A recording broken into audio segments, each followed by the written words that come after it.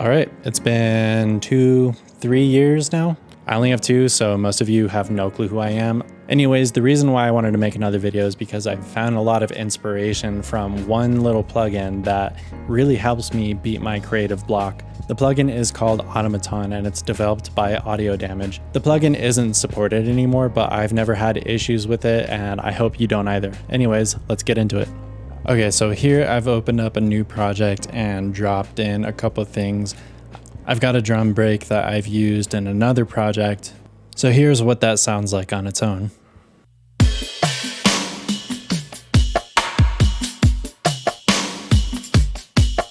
The sample comes from Splice and it's from the Tenchu sample pack.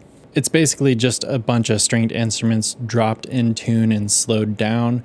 I did kind of a reverse effect on one of the instruments and then also added delay to another one. Here's what that sounds like.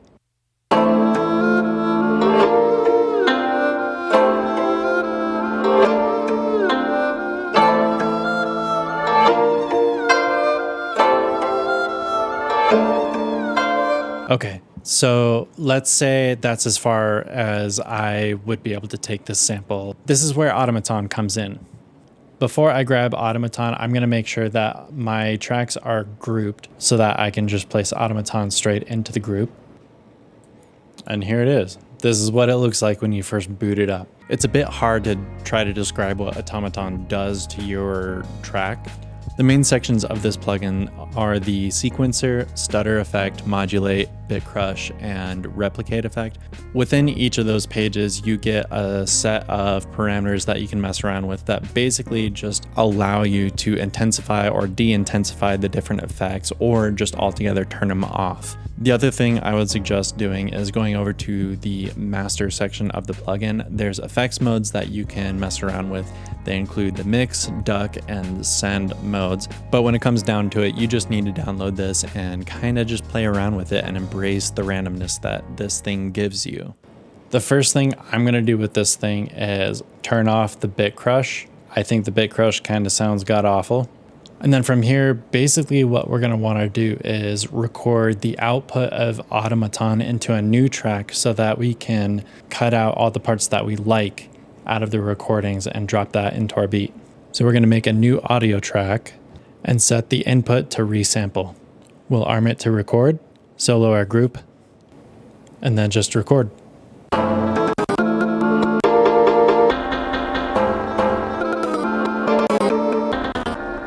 Okay, so now that I've got a few of these recorded out, I'm gonna drop one of them straight over the drum loop that I have. And basically what I'm just gonna do is cut out all the parts that I don't like hearing and then replace it with stuff that I like hearing from other recordings. And I'm just gonna repeat the process until I find a full loop that I am happy with. Here's what I've come up with. I've cut out all the bad parts, put in all the good parts, and let's take a listen.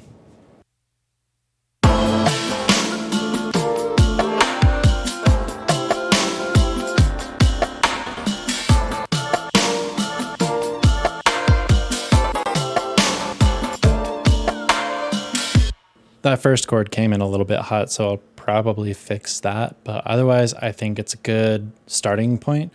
Now that I've got that down, I'm gonna find myself a bass line and then I've gotta come up with some chords to go along with it. So we get a D, a C, a B flat, and an A. So I'm just using the Scarby Rickenbacker bass and the preset I'm using is the Ideal Standard. And then for an EQ, I currently use the Renaissance EQ. I just filter out the really low and high ends and scoop out a little bit of the midsection, mostly around 500. And then a little bit of compression with the RVox. Can't go wrong with the RVox. I use it on a lot of things if I just need a quick squish. And then of course RC20 just for a little bit of saturation. And then I also really like the utility of this plugin. Specifically this width knob, I use it just to bring everything down the center, especially on instruments like a bass guitar or a kick drum. So let's hear what that sounds like.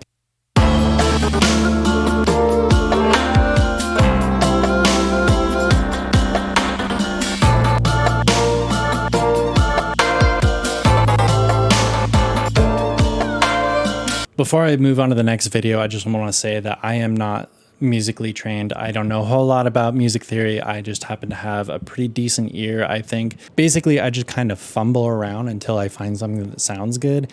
I'm not going to record all that because it's going to be a mess. So here is kind of what I came up with.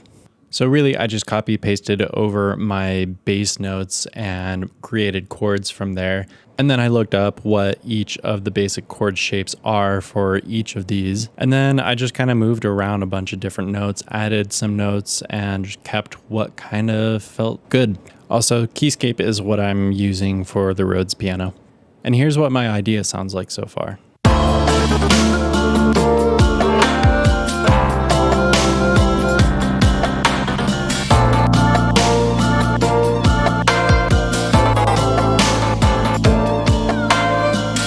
Okay, so I've reached a point where I've pretty much fully fleshed out my idea with automaton that I had with this sample. I've got my bass line laid down. I've got a chord structure going on.